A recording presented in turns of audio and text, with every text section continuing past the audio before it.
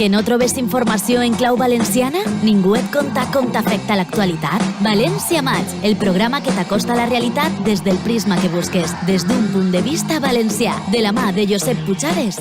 Renovació en l'Ajuntament de València en els regidors. Després de la renúncia de Jordi Peris, de València en Comú, entra Neus Fàbregas. I Neus Fàbregas ja ha dit que entre els seus reptes es troba ni més ni menys que buscar recursos propis del consistori per a acollir immigrants sense recursos. Anem en l'opinió capçalera.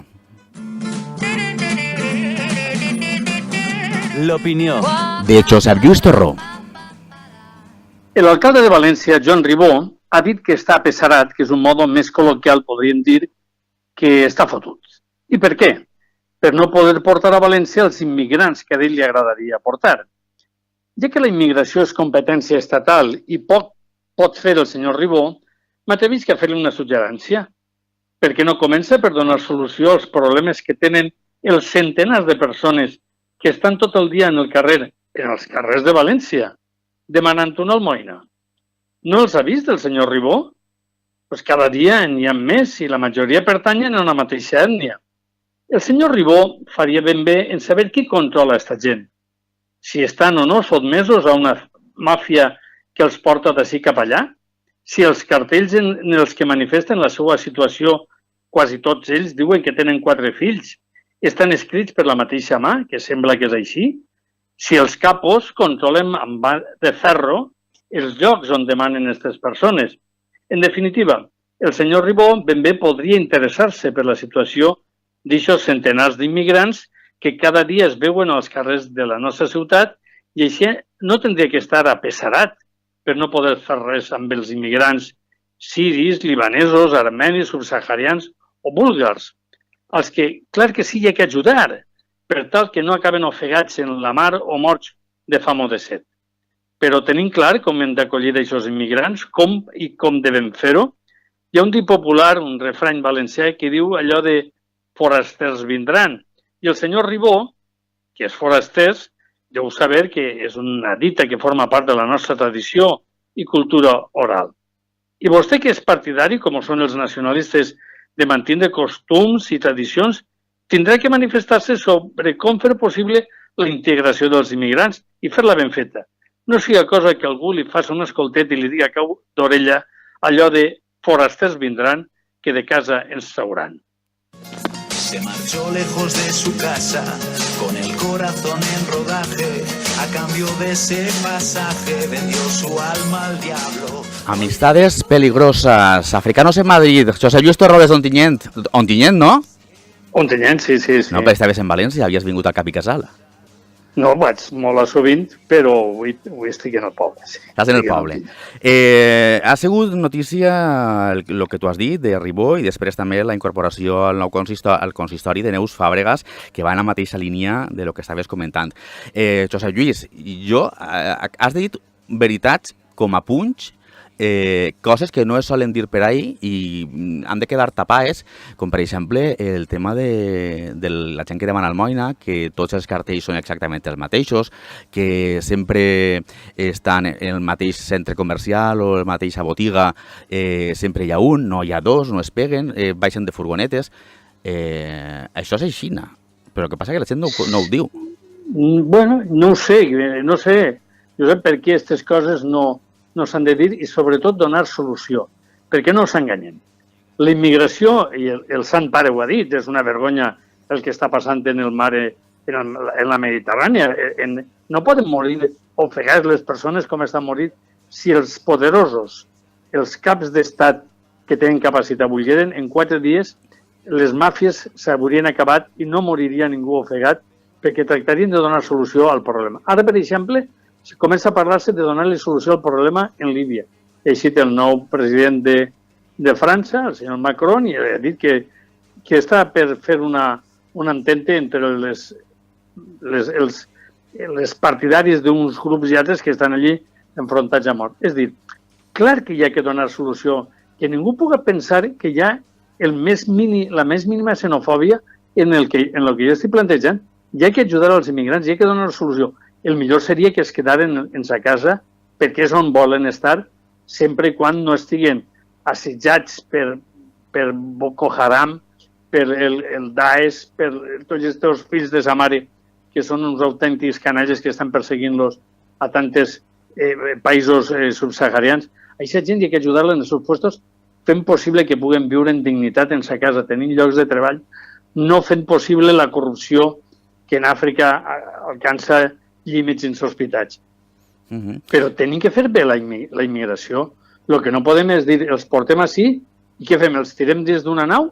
Tu saps, ja tenim tu saps, Josep Lluís, que quan treballàvem junts era escandalós, no? Que venen immigrants que arriben a través de les pateres, són replegats en centres d'acollida i si desapareixen del centre d'acollida han desaparegut. Vull dir-te, es queden en Espanya i no se sap res d'ells. I aquesta gent, on va, se li perd la pista i clar, no se li pot ajudar de la manera... Home, si se l'agarrarà se repatriaria, si sap d'on ve, però de l'altra manera és el que tu estaves comentant. Jo crec que el tema de la immigració és dramàtic. UNICEF acaba de fer públic un estudi que diu que el 70%, el 70% dels menors que arriben a Europa ho fan pel seu compte, o sigui, sense la complicitat de la resta de la família. Han pegat a fugir perquè tant és la fam, la desesperació, les ganes d'eixir d'un món que és un autèntic infern, que ells peguen a fugir. Però tot això s'ha de resoldre. Vull dir, no podem estar fent així manifestacions que queden molt bé. Vull dir, la senyora Oltra que se'n va a Palestina i se fa aquests viatges dient que vol portar immigrants, sí, però com ho fem? Diguem-ho com tenim que fer-ho i que la gent sàpia com es pot fer possible una immigració que siga beneficiosa per a tots. Josep Lluís, Neus Fàbregas, nova regidora de l'Ajuntament de València, vol buscar recursos propis del consistori per a acollir immigrants sense recursos. Com ho veus, això? Això és una declaració de bona voluntat, però això no va a cap lloc. Vull dir, la senyora Neus no pot resoldre el problema de la immigració perquè no hi ha recursos, tenen que ser recursos estatals i europeus, i mentre no hi hagi un gran acord, ahí tenim el cas dels països que són frontera en Turquia que estan ahí frenant els immigrants, donem solució a aquests problemes. No pensem que sí, que una regidora de l'Ajuntament de València, fent ella una recaptació d'almoines i 4 duros d'ací, 4 d'allà, va donar solució al problema dels immigrants. Ojalà poguera ser així tan fàcil la solució del problema, però jo crec que estem enganyant-nos. Jo crec que la immigració és un problema que sí que té de demanar i exigir a les nostres autoritats, al president del govern, que faci realitat el compromís estatal, que va fer un compromís que va signar el govern de donar entrar en Espanya a 17.000 immigrants. Pues si fa fer aquest compromís, la paraula és l'home, i més en aquest cas que està firmada.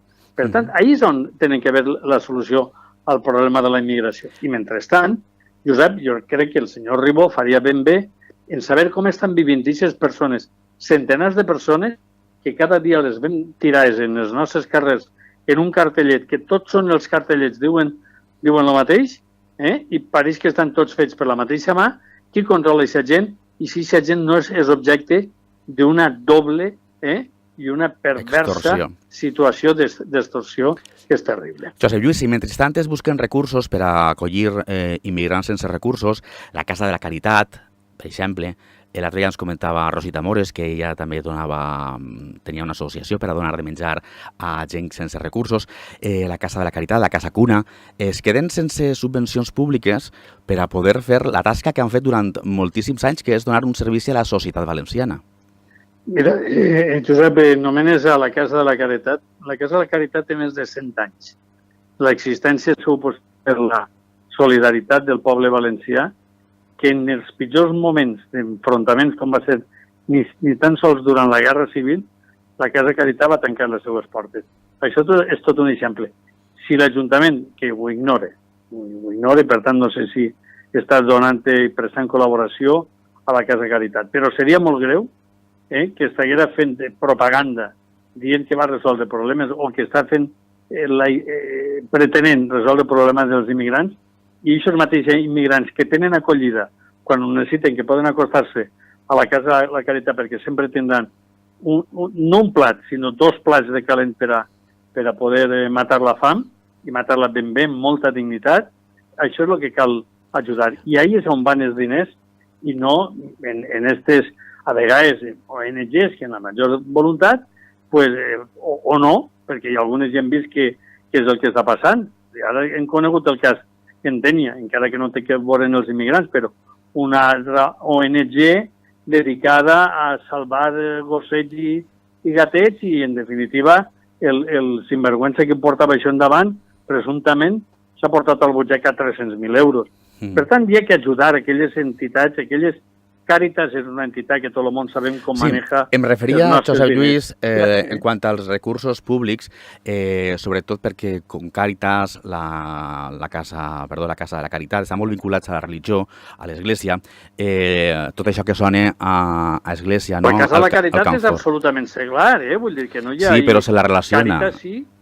Càritas sí. Càritas és una institució de l'Església Catòlica, que, per cert, no discrimina a ningú ni li demana el carnet de si està batejat o no, i vull dir, hi hauria que veure tots els centres d'acollida de Càritas, la quantitat de persones musulmans que estan allí i a ningú li han dit ni que es lleve el vel ni que se'l posi. I se'ls ajuda com un mes. I això sí que caldria tindre-ho en compte. Josep Lluís Torró, moltíssimes gràcies des de la Vall d'Albaida per atendre la telefonada de Play Ràdio. I ens n'anem de vacacions. Bon estiu, que ho passes tot bé en la teua neteta Aitana. Moltes gràcies, Josep, que sigui igualment per a tu i els teus oients. Molt bé, adeu, molt bona nit. Adeu, bona nit.